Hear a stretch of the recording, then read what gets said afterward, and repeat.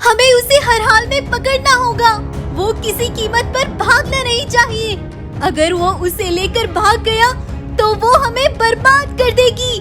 पकड़ो, उसे पकड़ो। रीमा बाघिन अचानक एक पेड़ से टकराकर नीचे गिर गई और उसका सर जाकर एक पत्थर से लगा। सभी जानवर वहीं रुक गए। रीमा बाघिन उठो, क्या हो गया तुम्हें? उठो रीमा, उठो। सभी जानवर रीमा को उठाकर हॉस्पिटल ले गए। रीमा गर्भवती थी, इसलिए सभी जानवर परेशान थे। डॉक्टर ने रीमा की मरहम पट्टी की, लेकिन जिसका डर था वही हुआ। रीमा ने अपने बच्चे को दुनिया में आने से पहले ही खो दिया। लेकिन वो शेर कौन था? सब जिसका पीछा कर रहे थे। दरअसल रीमा बाघिन के जंगल के जानवर जितने गरीब थे, शायद ही कोई उतना गरीब होगा। लेकिन रोहिणी शेरनी का जंगल काफी अच्छा था। शेरनी की एक सेना इतनी बड़ी और ताकतवर थी कि उसके खौफ से हर कोई डरता था। रोहिणी शेरनी के पास 3 जादुई मटके थे, जिनकी वजह से वो काफी अमीर थी। एक मटके से सोना निकलता था, दूसरे से हीरे निकलते थे और तीसरे मटके से पैसे निकला करते थे। उन मटकों के बारे में रीमा बाघिन जानती थी। वो सभी जानवरों से कहती है, रोहिणी शेरनी के पास 3 जादुई मटके हैं, जो कि सोना, पैसा और हीरे देते हैं। उनके बारे में कोई नहीं जानता। कुछ दिन के लिए उनसे मांग ले तो हमारी गरीबी दूर हो जाएगी। कुछ दिनों बाद हम उन्हें वो मटके वापस कर देंगे। इतना सोचकर वो सब रोहिणी शेरनी के पास जाते हैं। तुम्हारे जंगल में किसी चीज की कोई कमी नहीं है बहन, लेकिन हमारा जंगल पूरी तरह से गरीब और परेशान है। अगर तुम 10 दिन के लिए वो मटके हमें दे दो तो हमारी परेशानी खत्म हो जाएगी। हम जानते हैं तुम दिल की बहुत अच्छी हो, तुम हमारी मदद जरूर करोगी। रोहिणी शेरनी ने कुछ देर सोचा और फिर हामी भरी। फिर सभी जानवरों ने उन मटकों को एक बग्गी में रखा और उनको लेकर चल दिए। और फिर उन मटकों से सोना, पैसा और हीरे निकाले। वो तीनों जादुई मटके लगातार माल बरसाते ही जा रहे थे। और फिर वो सारा माल थोड़ा थोड़ा सभी जानवरों ने आपस में बांट लिया। रीमा के जंगल के जानवरों का गुजारा अब ठीक से होने लगा था। लेकिन एक बार जब रीमा बाघिन उन मटकों से खजाना निकाल रही थी, तो ये सब एक शेर ने देख लिया। क्या मटके भी खजाना दे सकते हैं? ये मैंने पहली बार देखा है। लेकिन जो भी है, मैं इन मटकों को छोड़ूंगा नहीं। इनको मैं हासिल करके रहूंगा। इतना सोचकर अगले ही दिन उसने वो मटके बग्गी में रखे और वहाँ से भागने लगा। लेकिन मटके ले जाते उसे रीमा ने देख लिया और आज वो इसीलिए उसके पीछे भाग रही थी। लेकिन बदकिस्मती से आज रीमा ने अपने बच्चे को खो दिया था।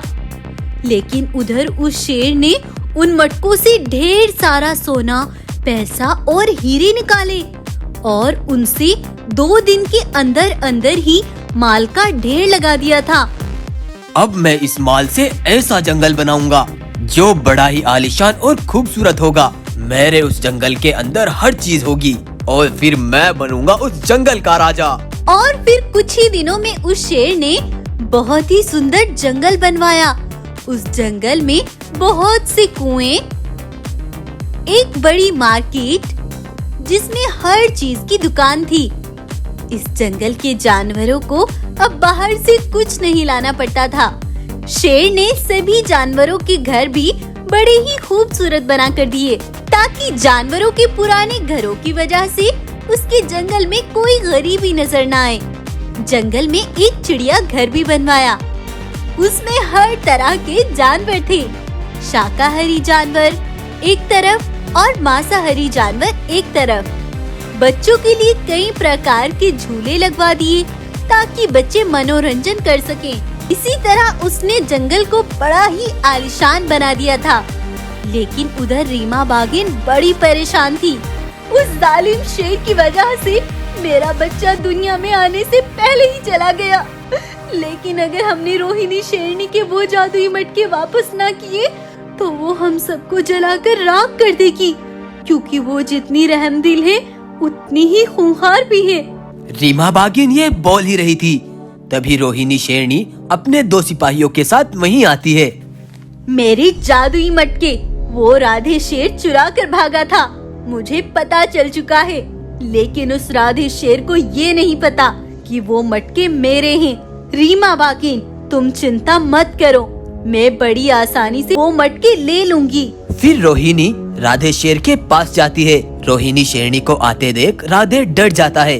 शायद तुम जानते नहीं कि तुम जो मटके उठा कर लाए वो किसके हैं। मैं कोई मटका नहीं लाया, आपको शायद कोई गलतफहमी हुई है। वो मटके मेरे हैं। अगर तुमने 2 मिनट के अंदर वो लाकर ना दिए तो तुम्हें फांसी पर लटका दूंगी। ये सुनकर राधे शेर डर गया और उसने वो मटके लाकर रोहिणी के सामने रख दिए। रोहिणी शेरनी ने सजा के तौर पर राधे शेर को 3 महीने के लिए कैद कर दिया और रोहिणी शेरनी ने बहुत से पैसे रीमा बागिन को दिए ताकि वो अपने जंगल के जानवरों का ख्याल रख सके। अब रीमा बागिन के जंगल के जानवर खुशी और खुशहाली से रहने लगे। वीडियो पसंद आई हो तो लाइक करें, शेयर करें और चैनल को सब्सक्राइब करें। आज जब सुबह हुई तो एक अमीर राजा रुद्रा शेर के पास आए। ये लो रुद्रा, ये खजाने का नक्शा है, तुम वहाँ से वो खजाना निकाल लेना क्योंकि तुम्हें अपने पूरे जंगल का ख्याल रखना है। रुद्रा ने वो नक्शा ले लिया, लेकिन पास वाले जंगल में एक गोपी नाम का बाघ रहता था जिसने ये सब देख लिया। अरे वाह, क्या बात है, खजाने का नक्शा, ये मौका तो मैं हरगिज नहीं छोड़ूंगा।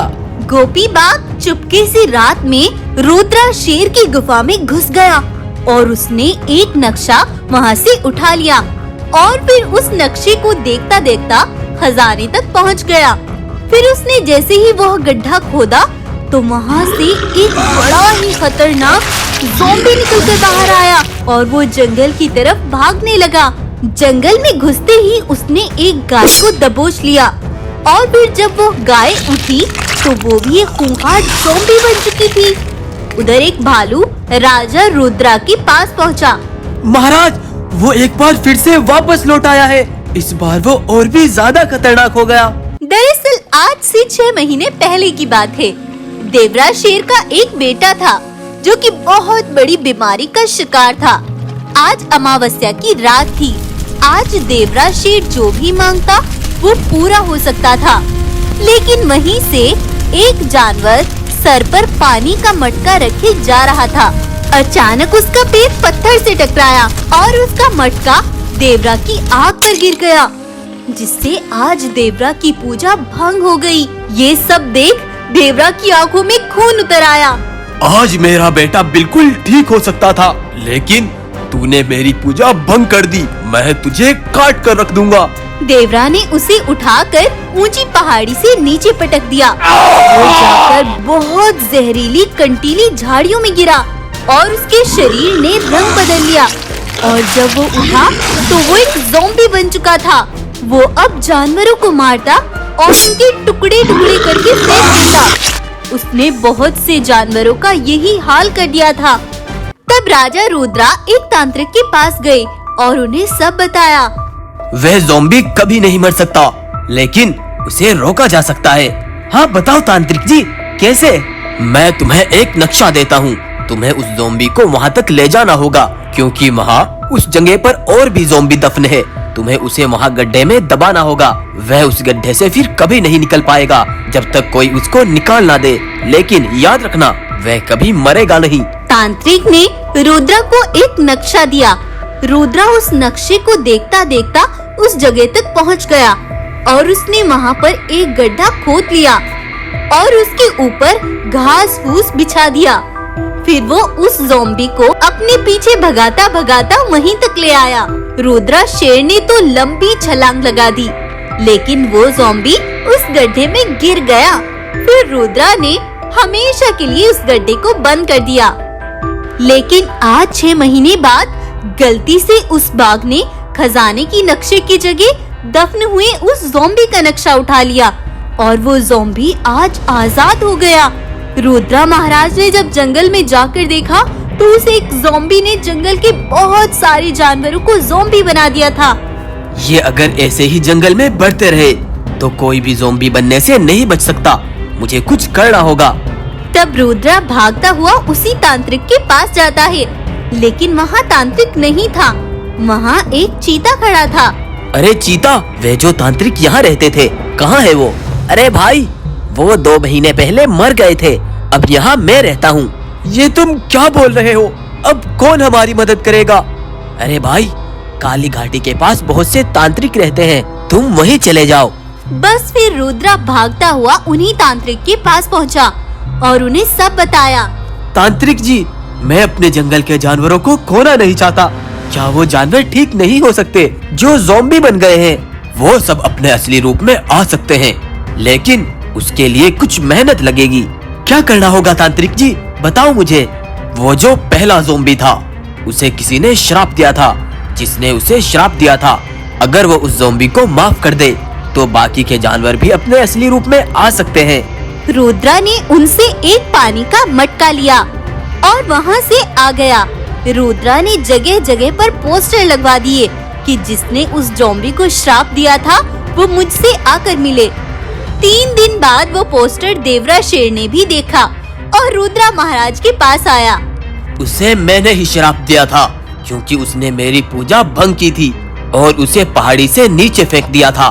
तुम उसे माफ कर दो और उसके ऊपर ये जल डाल दो, फिर वह अपने असली रूप में आ जाएगा। देवरा ने उसे माफ कर दिया और एक पेड़ पर चढ़कर उसके ऊपर वह जल डाल दिया। तुरंत वह अपने असली रूप में आ गया और सभी जानवर भी ठीक हो गए। आज रुद्रा ने अपने जंगल को एक बड़ी तबाही से बचाया। तो ये कहानी अगर आपको पसंद आई है तो इसको लाइक करें, शेयर करें और प्लीज चैनल को सब्सक्राइब करें।